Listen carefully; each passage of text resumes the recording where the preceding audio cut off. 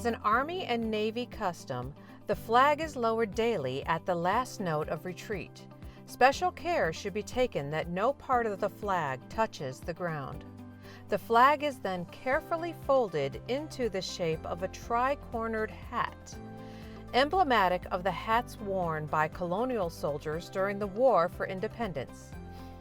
In the folding, the red and white stripes are finally wrapped into the blue. As the light of day vanishes, the darkness of night. With a person at each end of the flag, hold the flag flat with a hand on each corner. The person in the left of the video will be titled the stationary holder. The person in the right side of the video will be the flag folder. Both people are to fold the flag in half by its length.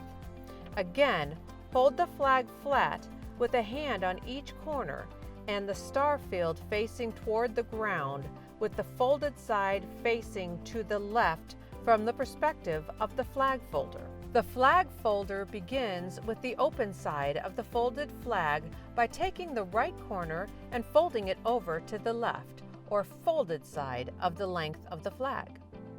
The flag folder continues this process. You will know you are obtaining a good fold if the stripes as folded align with the star field once you reach this portion of the flag.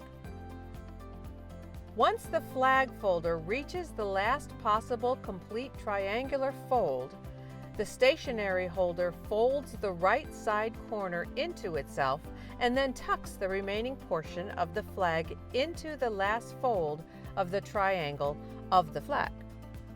Continue to pull the corners of the triangle taut while smoothing out any rough or bumpy surfaces.